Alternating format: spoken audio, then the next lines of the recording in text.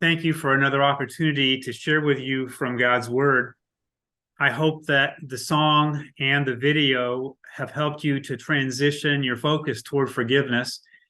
And my confession is when I first saw that video, actually probably more than a year ago, I just felt that it was a really, really powerful video. And there's a part of me that almost feels inadequate to have anything left to say because the video shares so powerfully that we can be hurt very, very deeply, but yet we can make a choice to forgive.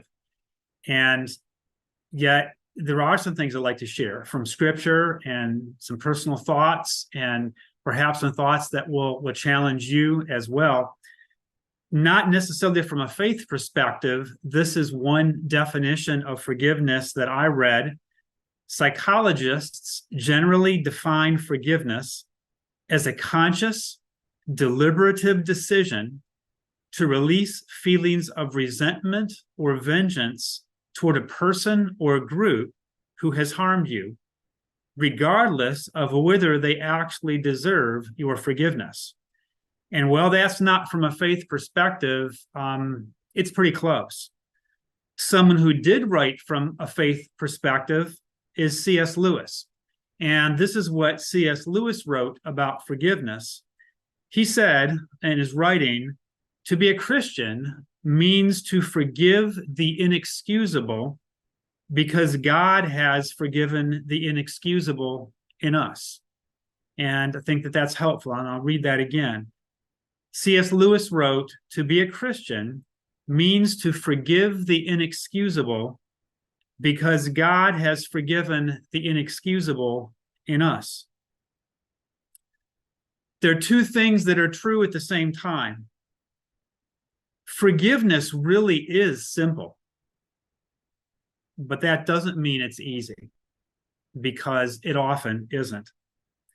So let me start by being very honest about me.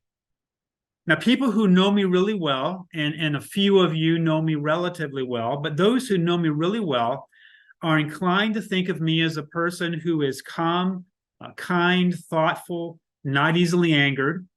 And with God's grace, that is generally true.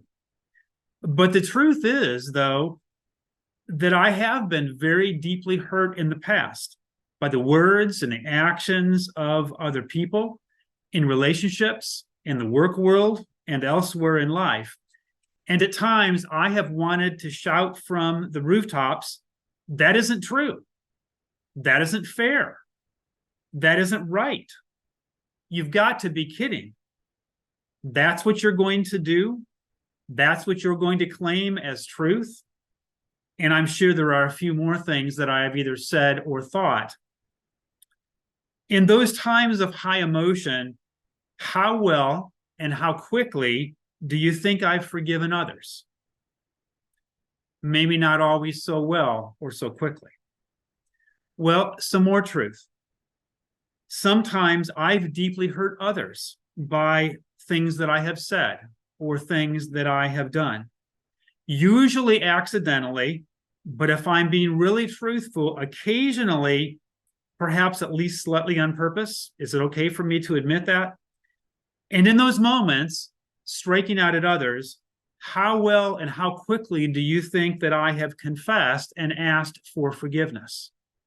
Not always quickly and not always well. More truth. At times, I'm almost certain that I have said or done things hurtful to my Spirit and Truth team, to the Spirit and Truth board, to a Spirit and Truth volunteer, and possibly even to some of you. Never on purpose, but still hurtful. And another touch of truth. Between now and the day I die, I'll be hurt again, and I will struggle to forgive. I will hurt a number of people again, and maybe even some of you. And I will find it hard to confess, and I will find it hard to ask for forgiveness. So what's wrong with me? Well, what's wrong with me is this. I am a human being deeply in need of grace and forgiveness. And along my life journey, I'm continuing to learn this lesson that I want to share with you this morning. Forgiveness equals freedom. Unforgiveness equals bondage. It's my choice. Now, since I was brutally honest with you about me, why don't we be brutally honest together? You've been hurt by others in the past, haven't you? Some of you very deeply hurt, and some of you may even be feeling that hurt this morning as I'm talking about forgiveness.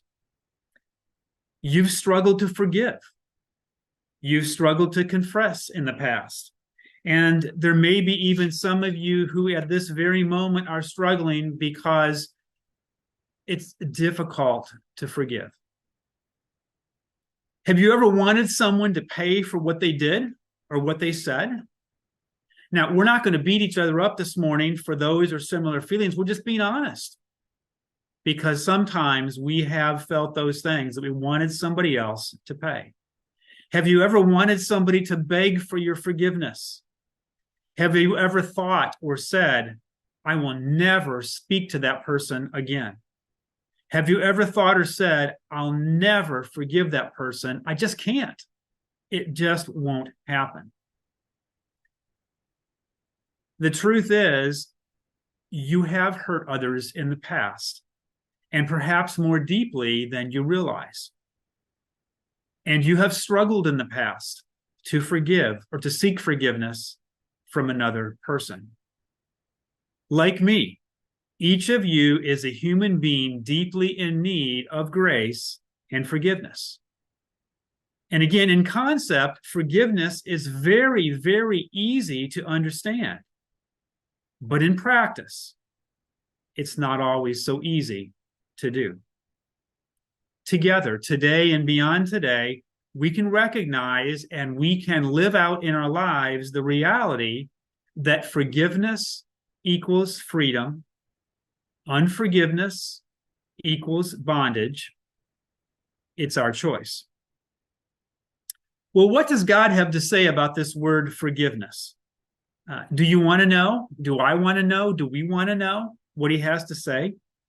I assure you that we do, even though it will be difficult at times, because this is the only path to freedom that we can find instead of bondage. It's by forgiving, learning to forgive, learning to ask for forgiveness. Jesus told a parable that many of you, perhaps most of you, know very, very well. And that I'm going to read through the whole parable right now. It's from Matthew chapter 18, and I'll be reading from the REV. And in Matthew 18, I will begin at verse 21. Then Peter came and said to him, Lord, how often will my brother sin against me and I forgive him? Up to 7 times? Jesus said to him, I do not say to you up to 7 times, but up to 70 times 7. That is why the kingdom of heaven is like a certain king who wanted to settle accounts with his slaves. And when he began to settle them, one slave was brought to him who owed him 10,000 talents. But because he did not have the means to pay, his Lord commanded him to be sold, and his wife and children, and all that he had, and payment to be made. Therefore the slave fell at his feet and bowed before him, saying, Lord, have patience with me, and I will pay you everything. And the Lord of that slave, being moved with compassion, released him and forgave him the debt. But that slave went out and found one of his fellow slaves who owed him 100 denarii. And he laid hold on him and seized him and began to choke him, saying, Pay what you owe. So his fellow slave fell down and begged him, saying, Have patience with me, and I will pay you. But he was unwilling, and went and threw him into prison until he paid what was due. So when his fellow slaves saw what had happened, they were deeply grieved, and came and told to their Lord all that had happened. Then, having called him in, his Lord said to him, "You wicked slave, I forgave you all that debt because you begged me. Should you not also have had mercy on your fellow slave, just as I had mercy on you?" And his Lord was enraged and handed him over to the torturers until he paid back all that was owed. So my heavenly Father will also do to you if each of you does not forgive his brother from your heart.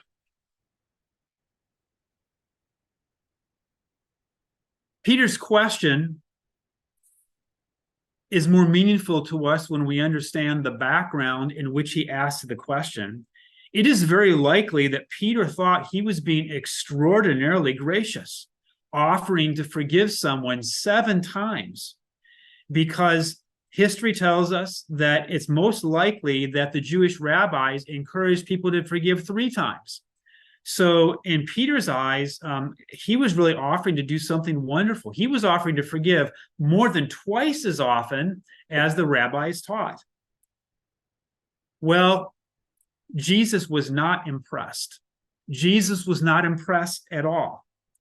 Some translations read that Jesus said 77 times. Some translations read 490 times. 490 times is probably the more accurate translation. But the truth is, it's not about the number. It's not about measuring how often someone is to be forgiven. It's simply about forgiving again and again and again and again. And this is a very hard saying from Jesus. It is very difficult. And we don't have any indication in this passage how the disciples, particularly Peter, who thought he was doing a good thing, how they reacted, what they thought. It was a difficult saying that Jesus spoke.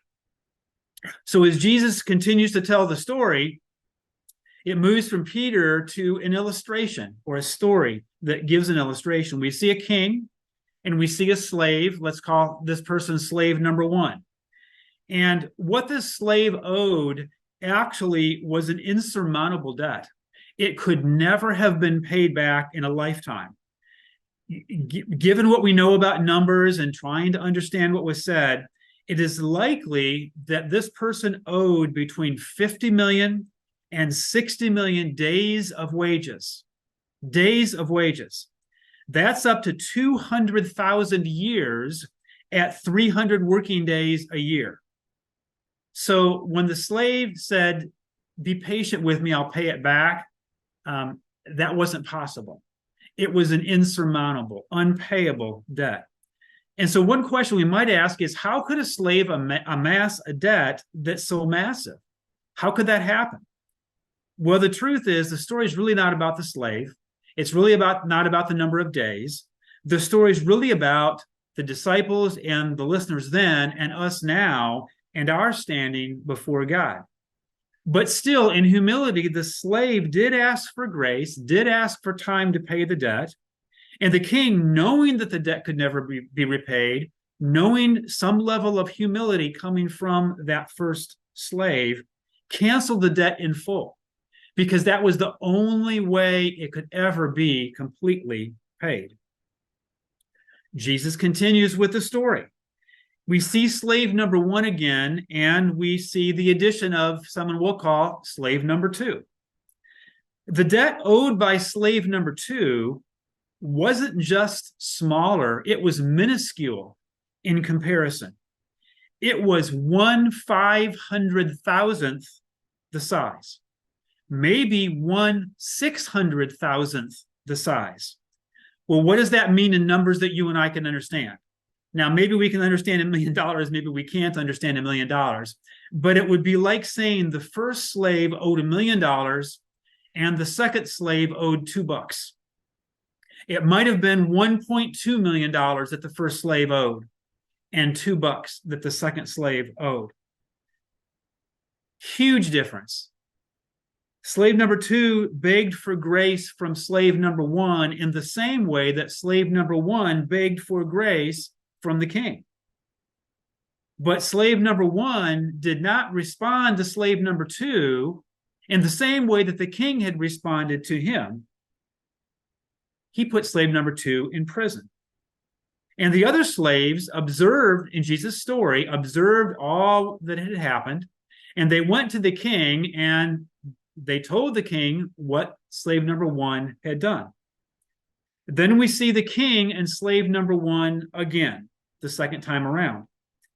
We find that the king is enraged at slave number one because of his choices, because he didn't respond to slave number two in the same way that the king had responded to slave number one. So what did the king do? He put the massive debt back in place, and slave number one was imprisoned, receiving the same punishment that he had given to slave number two. The previously offered forgiveness was completely taken back. And so, again, as Jesus really plainly indicates, this isn't, in the last couple of verses, this isn't really a story about slaves. It's not really a story about a king. It's not really a story about money. It's a story about God's forgiveness of us and how incredible that is, how magnificent that is, and how God's desire is that we would forgive other people in the same way that he has forgiven us. I'm hopeful that Peter had some humility rather than thinking of how wonderful he was for how often he was willing to forgive, that he recognized, oh my goodness, what God has forgiven me is immense. I need to be forgiving the same of others. Hopefully the disciples caught that. Hopefully others in the audience that heard Jesus' story caught that. And hopefully this morning we catch that. And it's not that we don't intellectually know this, but perhaps we catch it again in light of the songs and the skit video that we saw, and our exposure to this story again, even though you're probably already very familiar for us. All of this biblical story that Jesus told illustrates the point again that I would like to share with you this morning, and that is that forgiveness equals freedom. Unforgiveness equals bondage. It's our choice. So what does the parable look like today? We don't live in Jesus' age. We don't live in Peter's age. We understand what a rabbi is, but our world is a little bit different than the world then. But maybe in terms of forgiveness, our world isn't so different at all. But how does the parable come alive? How does it look in our lives today? On occasion, we may think, or we may ask, do I really need to forgive? How much do we need to forgive? How often do we need to forgive? What if somebody keeps doing the same thing again and again and again and again? Do I really have to keep forgiving? How often do I do that? So we do need to go back to God and us and recognize that insurmountable debt. And of course, that's the whole point of Jesus' death in the first place. Because the debt is insurmountable, God sent Jesus to do what we could not do.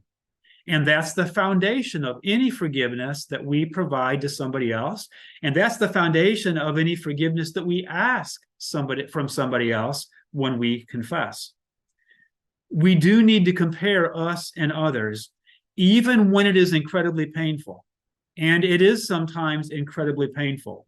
We can seek to capture that 1/500,000th difference and recognize that no matter how badly we've been hurt, no matter how badly we've hurt somebody else, that is minuscule in comparison to God's forgiveness for us. Do I really want to stand before God and attempt to rationalize my unwillingness to forgive another person? No. Do you? Do you want to stand before God and try to rationalize an unwillingness to forgive another person? Probably not. Though it is very challenging, the principles from Jesus' parable are very practical to our lives today. And there's another point that I would like to add in. We'll look at two other scriptures very, very briefly, very quickly. When is it that you and I should take the initiative? When it comes to forgiveness, when is it that you and I should take initiative? The first of those two passages is also from Matthew chapter 5. And again, for both of these, I'll be reading from the REV. Matthew chapter 5, verses 23 and 24. This is what we read. Therefore, if you are offering your gift at the altar, and there you remember that your brother has something against you, leave your gift there in front of the altar and go. First be reconciled to your brother, and then come and offer your gift. When I need forgiveness from another person, when I need to be forgiven, I am to take the initiative. There's a lot that we could say about the impact on our horizontal relationships with each other and how that affects our vertical relationship with God. We see somebody here in these two verses who somehow is trying to connect with God vertically. And the advice is, before you try to connect with God vertically, you may need to go forgive somebody horizontally in order to be in a place where you can vertically connect with God. So when I need forgiveness, I am to take the initiative. In Mark chapter 11, in verse 25, we find another time that I am to take the initiative. In Mark 11:25, we read, and whenever you stand praying, if you have anything against anyone, forgive them, so that your Father who is in heaven will also forgive you for your transgressions. So not only am I to take the initiative when I need forgiveness, I'm also to take the initiative when I need to forgive. It goes in both types of circumstances that I am to be the initiator. And so when am I off the hook? When are you off the hook? When are we off the hook? Well, we're never off the hook. We are always to take the initiative, both when we need to forgive and when we need forgiveness. And yes, that can be extremely and exceedingly difficult for us because there's pain with that. If we need to forgive somebody, there is some pain there. If we need to ask for forgiveness, there is some pain there. But I want to encourage you to know that the impact of that pain in our lives is shallow when compared with the bondage of unforgiveness. We have to go through that little bit of pain to avoid the big pain of unforgiveness. And so we might also ask, what if nobody ever apologizes for our pain? What if nobody ever pays the price for our pain? Well, I would propose this to you. Somebody already did pay the price. His name is Jesus. He already paid for all the pain that we believe another person has brought into our lives, and in fact, probably has brought into our lives. Even if that person never acknowledges what they said or what they did, Jesus already paid the price that matters. Because you see, ultimately, and I know this is difficult, but ultimately, it's not about the other person. It's not even about the pain that they've caused us or we've caused them. It's about finding freedom in Jesus, no matter what the other person ever does or doesn't do.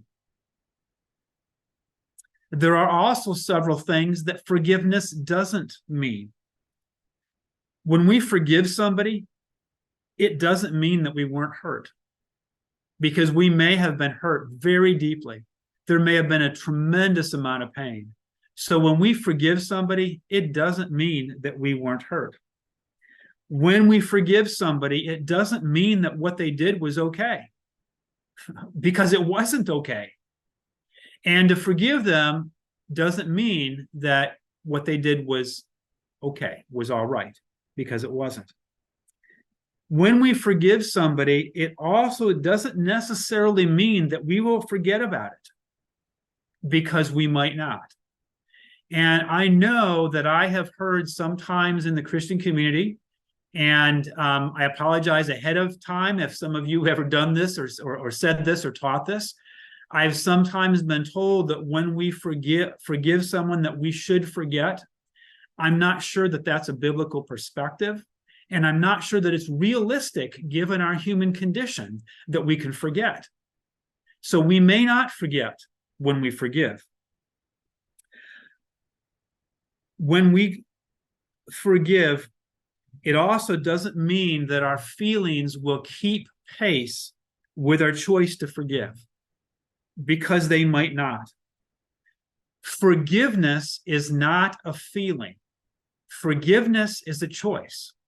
Again, forgiveness is not a feeling, it's a choice. And it may take a very long time for our feelings to catch up with the choice that we made. And that's okay if that happens. So there are at least a few things that forgiveness does mean. Forgiveness does mean that when I forgive, I'm trying to forgive others the way that God forgave and forgives me. I'm trying to emulate my Father. I'm trying to forgive as he forgave. It also means that I choose to give the person, the hurt, the circumstance, the situation over to God. I don't want to hold on to that. It's too big for me. And I want to encourage you, when you forgive, don't hold on to that situation. It's too big for you. Give it over to God, who can handle it way, way better than we can. When I choose to forgive, I give up my supposed right to punish or control. And I will tell you that that's difficult for me. I am a person, I like things to go according to schedule. I like things to go according to plan. I like to control things so they go forward in the right way. But when I forgive somebody, I give up any rights that I would perceive to have to punish them or to control them. And then finally, and I think most important of all, when we forgive, we are finally on the road toward healing. And I believe that we are highly unlikely to find complete healing without complete forgiveness first. The forgiveness has to come before the healing. And I'd like to share an illustration with you. I don't remember whether my square is big or small, but I think most of you can see that I'm holding a hammer right now. And I want to use this for a simple illustration. Now, my guess is that many of you have at one time or another missed the nail and hit the nail on a finger, or you've hit your thumb, or you've hit a finger on your hand. How does that feel? Well, it hurts. It hurts a lot. And what I would like to suggest to you, think about the hammer in what I'm going to say. When we harbor unforgiveness, I believe that we continue to hit ourselves with a hammer. And we do that in two ways. Now, how hard do I have to keep hitting myself before the other person will feel it? How many times do I have to hit myself before the other person will finally feel pain? And I can see the smiles, and I can't hear you, but I can hear you laughing, maybe internally, maybe out loud. When we choose to keep feeling the pain and continue to go over and think about the things that have happened to us, we're hitting ourselves with the hammer. And typically, the other person never feels that pain. Sometimes they have no idea what they've done. And it's really not very bright for us to keep hitting ourselves, hoping somebody else is going to feel pain. But we have a tendency to do that anyway. And I put myself on that list. I can do that as well as any of you can do that. Now, the second thing is, if I keep hitting that finger that I hit when I missed the nail, when will it heal? If I keep hitting it again and again and again, when will it heal? Well, it won't. It will not heal. So that's another way we sometimes use a hammer when we shouldn't. So don't do those things. Don't keep hitting yourself with the pain, expecting somebody else to feel the hurt. And don't keep hitting yourself and expecting that ultimately you're going to heal. You got to stop using the hammer. You got to set the hammer down and put it aside. Now, some of you might be thinking, well, if that's true, I'm just going to take the hammer to the person. That's probably not a very wise idea either. As you struggle, and we do struggle, we struggle to forgive, we struggle to ask for forgiveness, I would encourage you, rather than swinging the hammer, proverbially or literally, talk with God, talk with someone that you trust. If that's a struggle for you and you want to talk to somebody else, I make myself available. If you're trying to work through the process of forgiving somebody or asking somebody for forgiveness and you're struggling with that, I want to make myself available. Someone wrote this lesson that they'd learned through pursuing forgiveness. It took me a long time to understand what it means to forgive someone. I always wondered how I could forgive someone who chose to hurt me. But after a lot of soul searching, I realized that forgiveness isn't about accepting or excusing their behavior. It's about letting it go, and listen to this, it's about letting it go and preventing their behavior from destroying my heart. I think that's right on target. Typically, unforgiveness leads to bitterness, and that will lead to destruction in our heart. And that's way far away from the healing that we desire, and I think God desires for us. I don't have to forgive others, and neither do you. But I hope that we'll daily choose to forgive. I don't have to confess to others and ask them to forgive me, and neither do you. But I hope that we'll daily choose to confess and ask for forgiveness. Someone said, forgive others, not because they deserve forgiveness, but because you deserve peace. I like that as well. Forgive others, not because they deserve forgiveness, but because you deserve peace. If I choose not to forgive, I choose bondage at some level rather than the peace and the freedom that God intends for me. I ask you a couple of really difficult questions right now, just asking you to think this through. What person does God want you to forgive? Now, you may not like that question. I don't always like that question, but I ask it just the same this morning. Who does God want you to forgive? And will you engage in the steps it will take to go that direction? And secondly, I would ask, to which person does God want you to confess and ask forgiveness? And I know that that's a really hard question. But to which person does God want you to confess and ask forgiveness? And will you engage in the steps that it takes to move in that direction? Always remembering again this truth that I've shared several times this morning, that I think it's truth. I think Scripture teaches it as truth. Forgiveness equals freedom. Unforgiveness equals bondage. It's our choice. So what would happen if we purposely choose to give forgiveness and to ask for forgiveness? Well, we know that not all relationships will be restored if we pursue forgiveness, but imagine that some will be. Imagine that even if it's as few or one or two of your relationships, your friendships, are restored through forgiveness. Would you like that? Would it be worth it? Imagine the difference forgiving and asking for forgiveness could make in your marriage, in your family, in your friendships, and otherwise. Would you like that? Would it be worth it?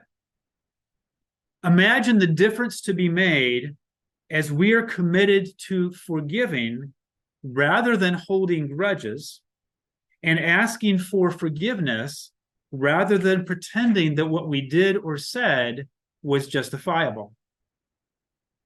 In addition to benefiting every other area of our lives, imagine that this very spirit and truth community could grow even deeper in grace in our relationships because they're infused with forgiveness.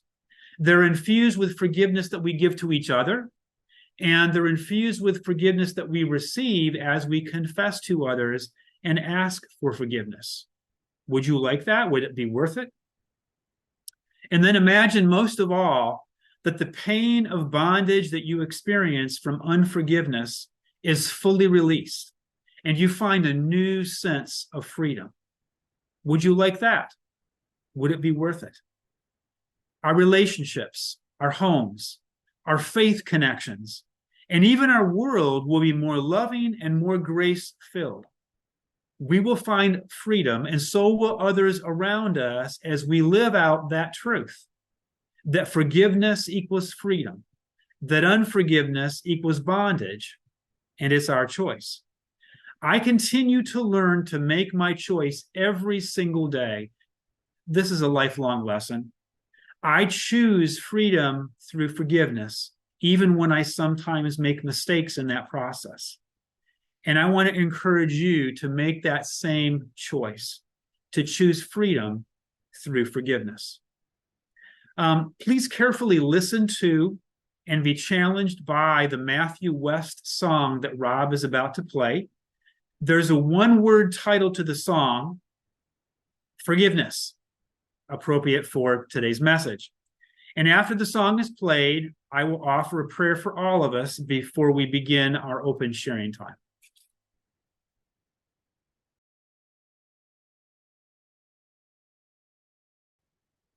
So I'd like to pray for all of us right now. Father, to thank you for your forgiveness through Jesus. It doesn't feel like enough sometimes, or doesn't seem like enough, but that's what we can do. So Father, we do say thank you for your forgiveness. And when it comes to forgiving others, sometimes that is just so difficult, so hard. We've been hurt, and some of us this morning still deeply feel that hurt. We want to forgive. Please grant us your grace to be so appreciative for your forgiveness in our lives that we can forgive others and allow you to free us and heal us. And Father, it's also sometimes so challenging for us to admit that we've hurt other people. And for some of us this morning, there are people that we need to ask for forgiveness and we just haven't. We want to confess to you and to others, and it's so hard. Father, please give us again your loving grace to help us to do that, so that again we can find more freedom and more healing. We thank you for your forgiveness. We ask you to help us to daily share that forgiveness with others. In the name and in the power of your Son, Jesus. Amen.